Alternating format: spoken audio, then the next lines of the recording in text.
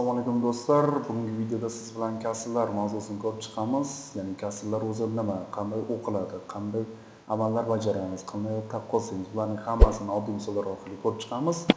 Agar siz matematikani tez va oson, tushunarli o'rganmoqchi bo'lsangiz, kanalga obuna bo'ling. Biz boshladik. Xo'p, kasr nima? Kasr bu butunning bir yoki bir nechta teng bo'lakka bo'lingan qismiga aytiladi. Misol uchun, hozir tak, mana men doirani oldim va buni men teng 4 bo'lakka bo'ldim mana. Va mana shu bo'laklardan men bittasini olsam, mana bu bo'lagini oldim mana. Teng 4 taga bo'ldim. Endi mana shu bo'lakni men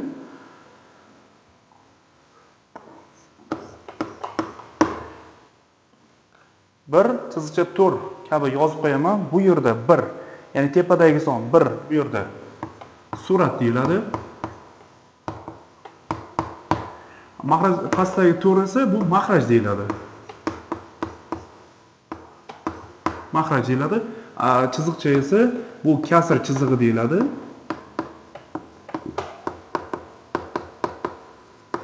Kasr chizig'i deyiladi mana.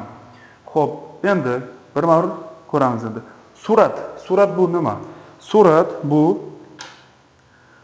butundan, mana butundan nechta bo'lak olganimiz. Mana butundan nechta bo'lak olganmiz. Ya'ni men butundan bitta bo'lak oldim. Mana shuning uchun 1 deb yozib qo'ydim mana. Xo'p, pastdagi mahraj, ya'ni 4. Mahraj bu nima? Mahraj bu butunni nechta bo'lakka bo'lganimiz mana. Bitta butun aylanadi va shuni men 4 taga bo'ldim mana. Demak, 1 surat, ya'ni bu butundan 1 bo'lak oldim. 4, ya'ni butunni men 4 taga bo'lganim. Mana shunaqa, ya'ni 1 chiziqcha 4 deb yozamiz. Endi buni o'qilishi, ya'ni kasrlarni qanaqa o'qiymiz? Kasrlarni o'qilishi o'zi ikkita nimasi bor, ya'ni ikkitaga bo'linadi kasrlar o'qishi. Xo'p, birinchisi 4 dan 1, ya'ni mahraj birinchi aytiladi va 4 dan 1, surat ikkinchi aytiladi. 4 dan 1. Ikkinchisi bu общий umumiy deb qo'ysak ham bo'ladi, ya'ni 1 taqsim 4. 1 taqsim 4 deb o'qiladi.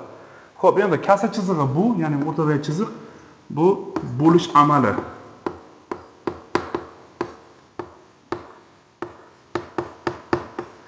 Kasr chizig'imiz bu bo'lish amali, ya'ni 1 ni bo'lishimiz kerak 4 ga degani. Bitta aylana bor edi, bitta aylanani biz 4 ga bo'ldik, 4 ta bo'lakka bo'ldik mana. 1 ni bo'lamiz 4 ga. Kasrni biz matematikada aniq o'lchash, taqqoslash va bo'lishni ifodalash uchun ishlatamiz. Real hayotda esa ulushni ko'rsatish uchun ishlatamiz. Xo'p, endi hozir kasrlar sinfini ko'rib chiqamiz, ya'ni kasrlar nechta sinfga bo'linadi? Kasrlar ikkita sinfga bo'linadi. Birinchisi to'g'ri kasr, ikkinchisi noto'g'ri kasrga. Xo'p, A taqsim B degan kasrni oladigan bo'lsak, misol uchun bu ixtiyoriy A taqsim B. Xo'p, to'g'ri kasr bu nima degani? To'g'ri kasr surati mahrajdan kichik bo'lsa, ya'ni A kichik bo'lsa B dan, bu kasrga to'g'ri kasr deyiladi. Noto'g'ri kasr esa xuddi shuni teskarisi. To'g'rining teskarisi, ya'ni suratimiz mahrajdan katta bo'ladi. A katta bo'lsa B dan. Bunga misol mana A kichik bo'lishi kerak budan. Misol uchun 1 taqsim 4 boyagi doiradagi yoki 5 taqsim 9 mana. Noto'g'ri kasrga esa suratimiz katta bo'lishi kerak mahrajdan. Demak, 7 taqsim 5 yoki 9 taqsim 8 mana. Va uchinchimiz ham bor, ya'ni uchinchi bu aralash kasr. Aralash kasr bu noto'g'ri kasrdan kelib chiqadi. Hozir uni ham ko'ramiz. Ya'ni aralash kasr. Misol uchun aytaylik, men 7 taqsim 5. 7 taqsim 5. 7 taqsim 5 ni aralash kasrga olib kelishimiz kerak. Buning uchun 7 ni bo'lishimiz kerak 5 ga. Boyaga aytganimizdek, kasr chizig'i bo'lish amali edi. Demak, 7 ni bo'lishimiz kerak 5 ga, usul shaklda bo'lamiz. 7 ni bittadan bor, 5 va qoldiq 2. Endi mana shuni yozishimiz kerak. Tak.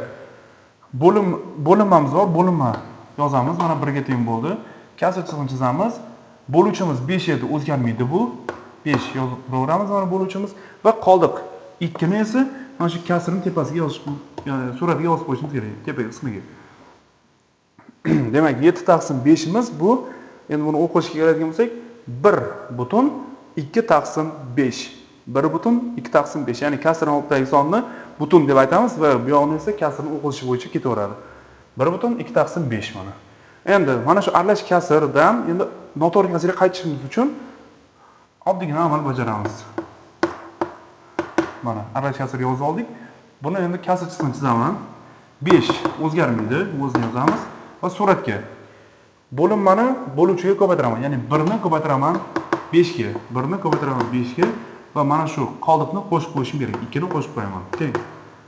Shuni hisobga qo'ysak bo'ldi. 1 kara 5, 5 ga teng, 2 ni qo'shsak 7. 7 taqsim 5 ga teng bo'ladi ekan mana. Demak, kasrlar sinfini ko'rdik, noto'g'ri kasrdan aralash kasrni ham ko'rdik mana. Aralash kasrdan noto'g'ri kasr qaytishni ham ko'rdik. Xo'p, endi hozir kasrlar ustidan amallarni ko'rib chiqamiz. 4 ta amalni. Birinchi amalimiz qo'shish amali. Mana shu amallarni bajarishda, ya'ni to'g'ri kasrni, noto'g'ri kasrga qo'shishimiz kerak degan narsa yo'q.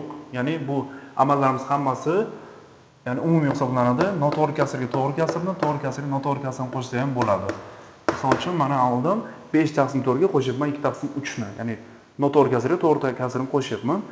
Va mana shu joyda ko'pchilik xato qiladi, ya'ni suratga suratni qo'shadi va mahrajga mahrajni qo'shadi. Suratga surat qo'shsak 7, mahrajga mahrajni qo'shsak 7, ikkalasini bo'lsak 1 ga teng bo'ladi deb yozib qo'yadi. Bu xato hisoblanadi. Hozir endi qanaqa to'g'ri hisoblaymiz, o'shani ko'rib chiqamiz. Ikkala kasrni qo'shishda, ya'ni kasrlarni qo'shishda birinchi bajaradigan amalimiz bu umumiy mahrajga keltirib olishimiz kerak. Umumiy mahraj degani bu kasrlarning mahrajlariga sonlarga bo'linadigan son topib olishimiz kerak degani. Misol uchun 4 bilan 3 ga bo'lingan mahrajlarda mana shu 4 ga va 3 ga bo'linadigan son topishimiz kerak. 4 ga 3 ga bo'linadigan son bu 12. Ya'ni ikkalasini ko'paytmasi. Bu demak birinchi amalimiz, ya'ni umumiy mahrajga keltirib olishimiz kerak. Ikkinchi amal mana shu umumiy mahrajni har bir kasrning mahrajiga bo'lib chiqamiz. Ya'ni 12 ni bo'laman 4 ga, 12 ni bo'laman 3 ga mana. Va javobini kasrning o'ng burchagiga yozib qo'yamiz. 12 bo'laman 3 4 ga 3 bo'ladi. 12 bo'laman 3 ga 4 bo'ladi mana. O'ng burchagiga yozib qo'yamiz mana. Ikkinchi endi bajargan amalimiz mana shu sonni, ya'ni mana shu 3 ni suratga ko'paytirib chiqamiz mana. Chiqqan natijamizni va mana shu suratga yozib chiqamiz. 3 kara 5 qo'shilgan 4 kara 2. 3 kara 5 15, 4 kara 2 8, 8 ga 15 qo'shsak 23 taqsim 12 deb yozib qo'yamiz mana. Demak, kasrlarni qo'shishda birinchi umumiy mahrajga keltiramiz. Umumiy mahrajni har bir mahrajga bo'lib chiqqan natijasini o'ng burchakka yozamiz kasrni va suratga mana shularni, ya'ni boya chiqqan natijani suratga ko'paytirib qo'shib yozib qo'yishimiz kerak, hisoblashimiz kerak bo'ldi. Endi ikkinchi amalimiz, ya'ni ikkinchi ko'radiganimiz bu ayirish amali. Ayirish, xuddi shu kasrlarni ayiraman. 5 taqsim 4 dan ayiraman 2 taqsim 3 dan. Xo'p, ayirish amalda ham xuddi shu amal bajaradi. Ya'ni qo'shishda qaysi amalni bajargan bo'lsak, umumiy mahrajga keltirdik. Bu yerda ham xuddi shu ishni bajaramiz. Umumiy mahrajga keltiramiz. 12 ekan. Va bo'lishimiz kerak. Javob 3 bo'ladi, bunga 4 bo'ladi mana. Va ko'paytirib yozib qo'yamiz mana. 3 kara 5. Mana shu plus o'rnida faqat minus turibdi, bo'ldi mana. Bitta o'zgaradigan joyi mana shu. 3 kara 5 15, 2 kara 4 8, ayirsak 7 taqsim 12 bo'ladi ekan mana. Demak, ayirish bilan qo'shish почти bir xil, faqat bunda qo'shamiz, bunda ayiramiz. Bo'ldi. Amal bajaradigan amalimiz bir xil bo'ladi. Uchinchisi endi ko'paytirish amali.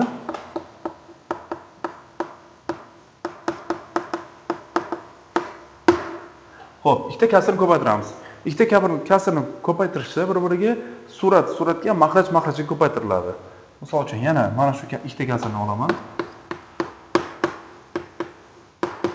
Mana 5 taqsim 4 ga 2 taqsim 3 ni ko'paytirmoqchiman. Suratga mahrajga ko'paytiriladi. Endi buni yozaman. Kasrni chizamiz. 5 kara 2. Endi buni suratga yozamiz va 4 kara 3. 5 kara 2 bu 10, 4 kara 3 bu 12 mana. Demak, javob 10 taqsim 12 bo'ladi ekan. Bunaqa qiyin emas. Endi 4-chi amalimiz bo'lish amali. Xuddi shu kasrlarni bo'laman endi. Bo'lish deb yozmadim endi. Olib ketdi yozish. Taqsim 3 mana. 5/4'ni 2/3 ga bo'lishimiz kerak. Xo'p, bo'lish amalida hammasidan farq qiladi. Bo'lish amali qanaqa? Bo'lish amalida birinchi kelgan kasrni, mana tengdan keyin birinchi kelgan kasrni o'zini yozib olaman. Mana 5/4 edi, 5/4. Birinchi kelganni u mana buni yoki buni emas. Birinchi kelganni yozib olamiz va bo'luv amalini ko'paytiruvga almashtiraman. Mana bo'luv edi, ko'paytiruvga almashtiraman. Va ikkinchi kelgan kasrni suratlar mahrajini joynomasiga yozishim kerak. 2/3 edi, 3/2 deb yozib olishim kerak mana. Demak, birinchi bo'luv amalida birinchi kelgan kasrni o'zgartirmasdan o'zini yozib olaman. Bo'luv amalini ko'paytiruvga almashtiraman va ikkinchi kasrning suratlar mahrajini joynomasiga yozib qo'yaman buni. Va bu yoq уже mana bu amalga, ya'ni ko'paytirish amaliga keldi. Surat bilan surat, mahraj bilan mahraj. Teng. 5 kare 3 15, 4 kare 2 8 mana. Demak, mana shu bilan 4 ta amalni ko'rib chiqdik. Xo'p, endi kasrlarni taqqoslash. Ikkita kasrni taqqoslashimiz kerak. Xo'p, bu yerda ikkita holat bor. Birinchi holatimiz bu agar kasrlarning mahrajlari bir xil bo'lsa, misol uchun 7 va 7 bo'lyapti, bir xil bo'lyapti. Bu holatda, ya'ni ikkita kasrni taqqoslaydigan bo'lsak, faqat suratlarni taqqoslab qo'yamiz bo'ldi. Ya'ni qaysi biri katta bo'lsa, o'shani katta deb yozib qo'ysak bo'ldi. Demak, 3/7, 10/7. Mahrajlarni yo'q deb oladigan bo'lsak, 3 bilan 10 ni taqqoslab qo'ysak bo'ldi. Qaysi biri katta bo'lsa, demak 10 3 dan katta. Demak, 3/7 10/7 dan kichik ekan deb olishimiz kerak bo'ldi. Bu mahrajlari bir xil bo'lsa, faqat suratlarni taqqoslab qo'yamiz. Ikkinchi holat, bu birinchi holat, ikkinchi holat, agar mahrajlar har xil bo'lsa, misol uchun 4/5 ga taqqoslaymiz, 7/ aytaylik bir 13 ni mana. Ikkalasini taqqoslashimiz kerak, 4/5 va 7/13. Mahrajlar har xil bo'lyapti. Bu holatda ikkala kasrni xuddi boyagi qo'shib va ayirish amaliga o'xshatib, umumiy mahrajga keltirishimiz kerak. Umumiy mahraj. Demak, 5 bilan 13 ga bo'linadigan son topishimiz kerak. Bu ikkalasi ko'rmasi 65. 65 bo'lar ekan. Mana yozib olaman. Mana. Ikkalasi uchun 65 ekan. 65. Endi umumiy mahrajni bo'laman har bir kasrning mahrajiga. 65 ni bo'laman 5 ga. 13. 65 ni bo'laman 13 ga 5 mana. Va endi ko'paytirib yozib qo'ysak bo'ldi. 13 ni ko'paytiramiz 4 ga. Tak, 52. 5 kare 7 35 mana. Demak, 4/5 edi, 7/12 edi va mana shuni umumiy mahrajga keltirib 52/65, 35/63 deb yozib qo'ydik ikkalasini. Mahrajlar teng bo'ldi. Xuddi bu birinchi holatga olib keldik hozir biz va suratlarni taqqoslab qo'ysak bo'ldi. 52 kattami, 35 kattami degan savolga javob bersak bo'ldi. Demak, bu katta bo'lyapti. Demak, mana bu kasr ham bundan katta bo'ladi ekan.